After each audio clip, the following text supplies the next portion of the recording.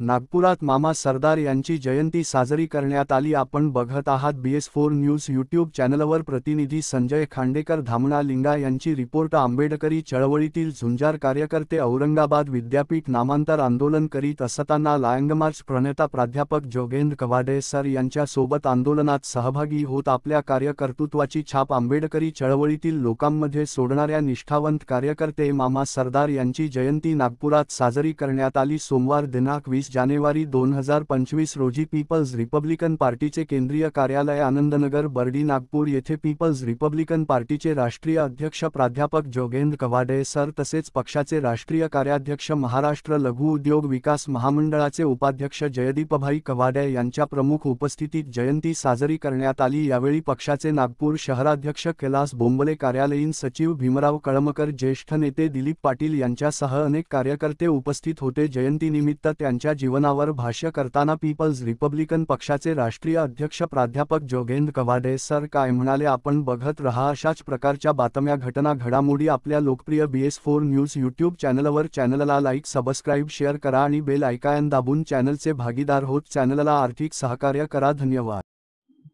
प्रौढ साक्षरता वर्गाचा प्रकल्प अधिकारी आणि प्रौढ शिक्षणाचे वर्ग रामबाग, इमामबाळा, उंखाना सुरू होते. त्यामध्ये देखील मामाच्या सरदारांचा मोठा सहकार्य लाभलं. त्यांच्याच सहकार्यामुळे प्रौढ साक्षरता वर्ग आम्ही सुरू केला. अनेक दिवस झाले चांगलं सहकार्य. त्या समाजाच्या हितासाठी, समाजाच्या कल्याणासाठी जे जे काही करण्यासाठी सदैव डोक्याला बलिदानाचा कफन बांधून आंदोलन उतरलेला हा भीम सैनिकांचा सेनापती मामासाहेब त्यांचं अनेक चळवळीमध्ये अन्याय अत्याचाराविरुद्ध करण्यात आलेला संघर्ष असेल, नामांतराचा 16 वर्षाचा संघर्ष झाला. अनेकदा माझ्यासोबत म्हणजे औरंगाबादच्या जेलमध्ये, ते नागपूरच्या जेलमध्ये माझ्यासोबत अनेकदा जेल यात्रा माझ्यासोबत सहन करायला. शेवटपर्यंत कोणत्याही प्रकारचं किंतु परंतु नसलं कधी शेवटपर्यंत आंदोलनाला तयार केलं. रिपब्लिकन पक्षाचं ऐक्य व्हावं यासाठी त्यांची मोठी तळमळ होती. आम्ही देखील दलित मुक्ती सेनेच्या माध्यमातून रिपब्लिकन नेत्यांचं ऐक्य करून घेण्यासाठी मामासाहेबांनी बरेच प्रयत्न, कधी यश आला कधी नाही आला, पण प्रयत्न काही सोडले नाही. मराठवाडा विद्यापीठाचं नामांतराचं आंदोलन, नामांतरासाठी निघालेला भीम सैनिकांचा लांबमार्च, त्यानंतर अनेक आंदोलन मुंबईमध्ये, दिल्लीमध्ये आणि नामांतर व्हावं यासाठी आणि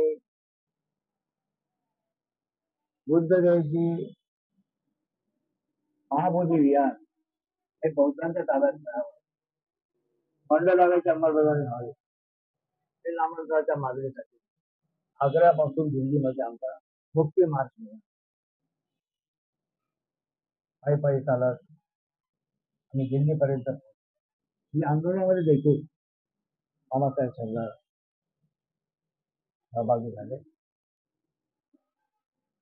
त्यावेळेमध्ये त्यांचं जे योगदान आहे ते अविस्मरणीय आहे, विसरता येत नाही. त्यामुळे आज जेव्हा 14 जानेवारीचा दिवस येतो, नामाचा दिवस येतो, तेव्हा मामासाहेब सरदार यांची आठवण झाल्याशिवाय असा हा समाजाचा कल्याणाचा विचार, गोरगरिबांचं आर्थिक मदत करणारा, गरीब प्रसंगी स्वतःचं दुकान देखील गहाण ठेवून अडी अडचणीत सगळ्या लोकांना मदत करायची. अशालाही आपल्या बाजूला मेडिकल कॉलेज आहे. मेडिकल कॉलेजच्या विद्यार्थ्यांना देखील वेगवेगळी मदत करण्याचं काम मामा. म्हणजे समाजाच्या हिताचं जे काही असेल ते सर्व करण्यासाठी आघाडीवर असलेलं व्यक्तिमत्व म्हणजे मामासाहेब. 20 जानेवारी हा त्यांचा जन्मदिवस आहे. तर त्या निमित्तानं दलित मुक्ती सेना, राष्ट्रीय मजदूर सेना, रिपब्लिकन महिला आघाडी आणि पीपल्स रिपब्लिकन पक्षाच्या वतीने या आंबेडकरी चळवळीतील थोर नेत्याला मी भावपूर्ण अभिवादन करतो. धन्यवाद. जय हिंद. मोसद या नावाने जे जास्त लोकप्रिय आहे. संपूर्ण केवळ नागपूर शहरातच नव्हे तर नागपूर पासून अमरावती पर्यंत, अकोल्यापर्यंत संपूर्ण विदर्भामध्ये आणि लॉंग मार्च आंदोलनाचा जो 16 वर्ष संघर्ष चालला, त्या सर्व संघर्षामध्ये संपूर्ण देशभर मामासाहेबांची ओळख एक अत्यंत न्यायनिष्ठुर, निर्भयपणे येणाऱ्या संकटांना तोंड देणारा आणि शब्दाचा फक्त अशा प्रकारचा मामासाहेब.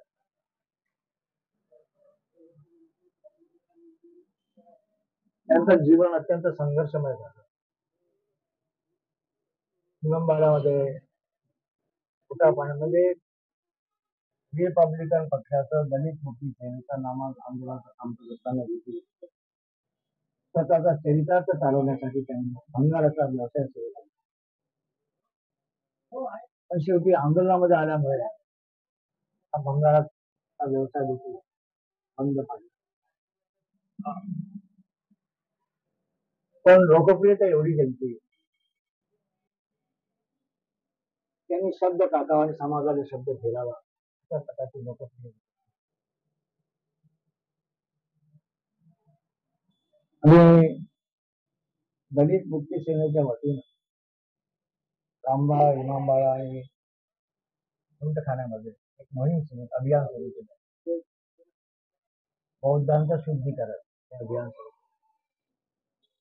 त्यामध्ये आम्ही सर्व मामासाहेब पुढाकार घेतला. आम्ही सर्वांनी कोंडखाना, रामबाळ, इमामबाळा त्या ठिकाणी एक मोठी फेरी काढली. ते स्वतःला बौद्ध मानतात, त्यांच्या घरी हिंदू देवतांचे फोटो, मूर्त्या वगैरे असतील, त्या त्यानंतर धुळीमध्ये टाकाव्या आणि खऱ्या अर्थानं बौद्धांचं शुद्धीकरण व्हावं ही म्हणून प्रतिसाद मिळाला. हिंदू देवी देवतांच्या फोटो गोळा झाल्यात, मूर्त्या गोळा झाल्यात. मग आम्ही आवाहन केलं की ज्यांना या हिंदू बांधवाला त्यांच्या देवांचे फोटो आणि मूर्त्या पाहिजे देऊन द्या. त्या प्रकारचं आव्हान आम्ही केलं. त्याच्यानंतर टीकाही झाली. काही सनातनी लोकांनी टीकाही केली. पण मामासाहेब कशाला जुमानले नाही. ही मोहीम सातत्याने सुरू केली.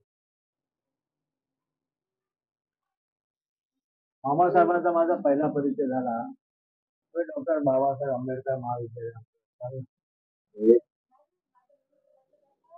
निष्ठावंत नेते मराठवाडा विद्यापीठाला परमपूज्य डॉक्टर बाबासाहेब नागपूरच्या दीक्षाभूमीवरून औरंगाबाद पर्यंत त्या लॉंग मार्चचे संघटन नागपूर महानगरपालिकेचे माजी नगरसेवक, गुंडागर्दी निर्मूलन समितीचे संयोजक, आमचे प्रभावीचे सहकारी दिवंगत मामासाहेब सरदार त्यांचा जन्मदिवस, जयंती दिवस आहे. पीपल्स रिपब्लिकन पक्षाच्या वतीने आणि दलित मुक्ती सेनेच्या वतीने दिवंगत भगवान उपास्य मामासाहेब सरदार यांच्या स्मृतीला विनम्र अभिवादन करतो. रिपब्लिकन चळवळीमध्ये निष्ठावंतपणे काम करणारे मामासाहेब आणि कोणाच्याही विरोधाला न जुमानता माझ्या नेतृत्वात नागपूर पासून औरंगाबादपर्यंत बिग बँक लॉंगमार्च सर्व शक्तींशी सहभागी होऊन त्यांनी अत्यंत अनमोल अशा प्रकारचं सहकार्य केलं. सत्यवचने दिलेला शब्द पाळणारे निर्भय आणि धाडसी असं त्यांचं नेतृत्व होतं. इमामबाळा रामबाग उंटखाना या परिसरातील गुंडागर्दी नष्ट करण्यासाठी मामासाहेबांनी गुंडागर्दी जनतेच्या बळावर ते नागपूर महानगरपालिकेमध्ये नगरसेवक म्हणून रामबाग सारख्या झोपडपट्टीमध्ये राहून स्वतःचा वैयक्तिक विकासाकडे दुर्लक्ष करून झोपडीतच राहणारा हा माणूस शेवट झोपडीतच राहिला. परंतु समाजाची प्रगती झाली पाहिजे, विकास झाला पाहिजे, समाजावर होणारे अन्याय अत्याचार थांबले पाहिजे, यासाठी आमच्या सोबत सतत त्यांनी संघर्षामध्ये असलेला हा संघर्षशील नेता म्हणून मामासाहेब